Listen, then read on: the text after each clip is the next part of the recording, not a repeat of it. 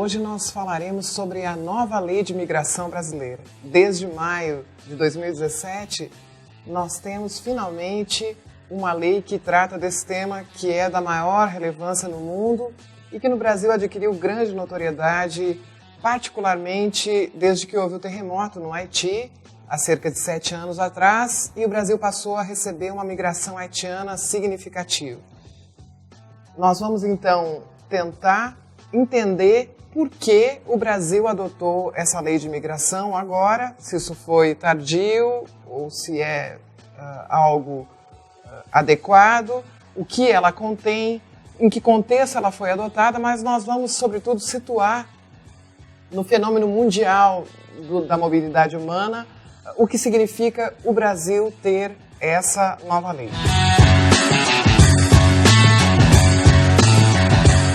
Eu vou começar então apresentando a vocês qual é o contexto, quais são os conceitos mais importantes, tanto do ponto de vista da doutrina no plano mundial, como alguns conceitos aplicados à nova legislação brasileira. Depois nós vamos conhecer um pouco dos dados sobre a mobilidade humana no mundo e no Brasil. E em seguida eu vou abordar o conteúdo dessa nova lei, quais são os seus aspectos mais importantes. Eu já adianto que, na minha forma de ver, essa lei muda o paradigma brasileiro sobre o tema. Nós deixamos de ter um Estatuto do Estrangeiro, que foi adotado na época da ditadura militar, e passamos finalmente a ter uma legislação democrática sobre esse tema. Deixamos de falar em estrangeiro, passamos a falar em imigrante. E é justamente por aí que eu gostaria de começar. Quem é um migrante? Migrante é aquele que se move, migrante é aquele que se desloca. Essa expressão é utilizada também para migrantes internos. Nós conhecemos muito bem esse fenômeno no Brasil, de populações que se deslocam em busca das regiões onde há maior oportunidade de emprego ou fugindo de fenômenos como foi durante muitos anos, ainda segue sendo por alguns períodos o fenômeno da seca em algumas regiões ou inundações em outra região. Mas enfim, esse é um fenômeno bastante conhecido do Brasil, marcou a urbanização do país no século XX, e nós chamamos essas pessoas que se deslocam dentro do país também de migrantes, porém de migrantes internos.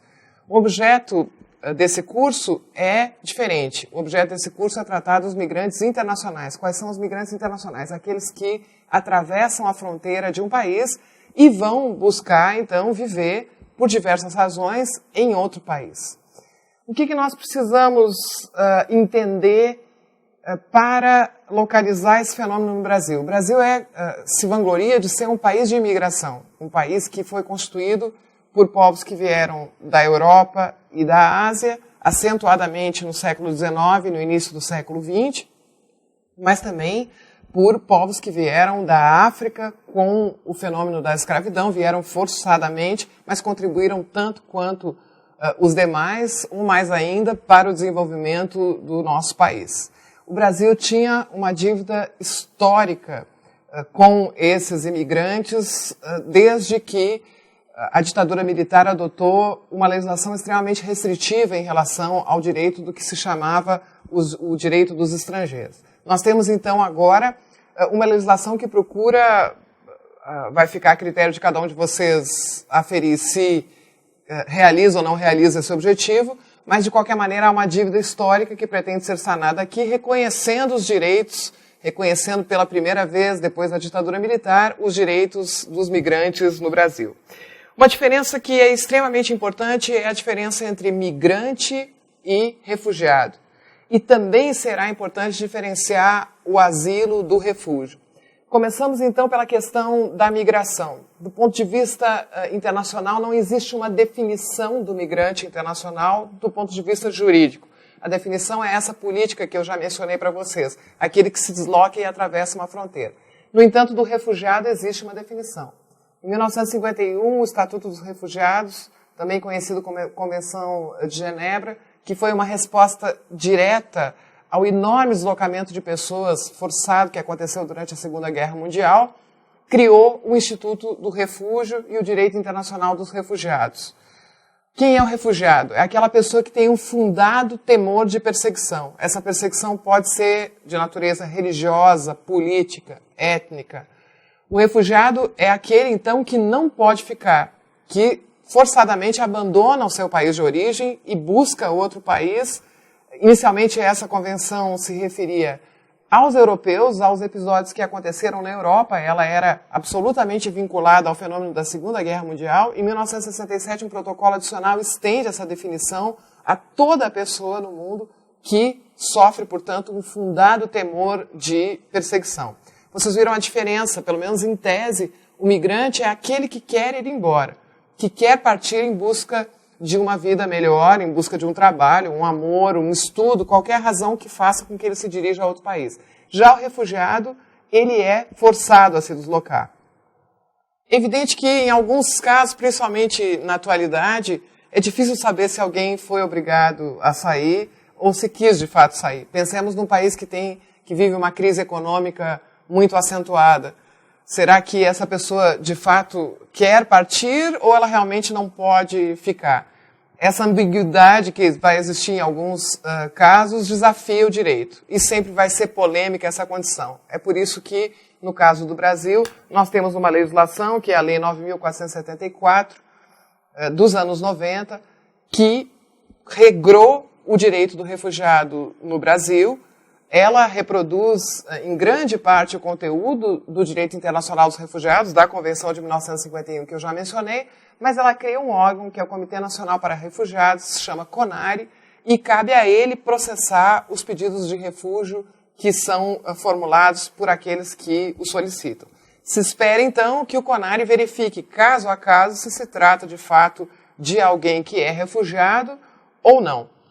De qualquer maneira, existem muitas críticas em relação ao julgamento do CONARE e um dos aspectos nos quais o Brasil ainda precisa avançar muito é, por exemplo, o reconhecimento da condição do refugiado ambiental, aquele que deixa o local em que vivia em função de uma modificação, por exemplo, do clima ou de uma seca, de uma inundação, aquele que vive num lugar em que não é mais possível ter uma vida saudável ou uma vida digna. O refúgio ambiental ainda não é reconhecido pelo direito brasileiro.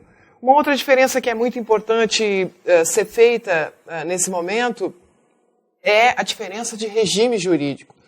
Nós temos, então, a Lei do Refúgio e a Convenção de 1951, que é o Estatuto do Refugiado.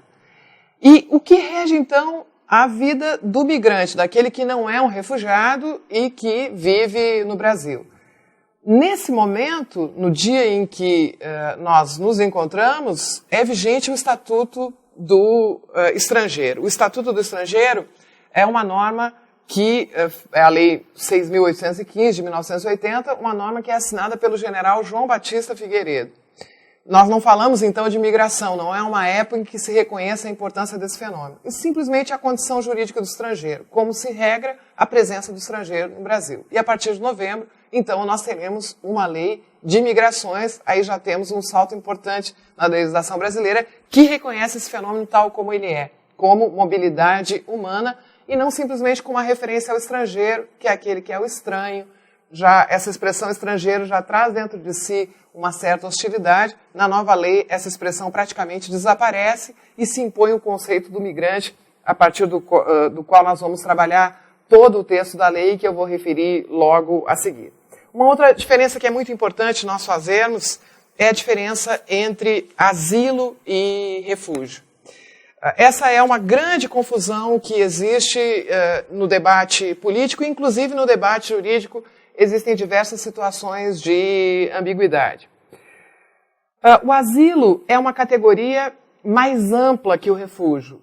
Em alguns países europeus, essa expressão muitas vezes causou estranheza porque ela é uma tradição muito forte na América Latina, em função, infelizmente, da instabilidade política que os nossos países vivem. Por exemplo, no caso de Julian Assange, que já está há alguns anos asilado na Embaixada do Equador em Londres, houve um primeiro momento em que o Reino Unido não entendia o que estava acontecendo. Precisou o Equador explicar que essa é uma tradição muito forte na América Latina, de abrigar dentro de uma embaixada, isso se chama asilo diplomático,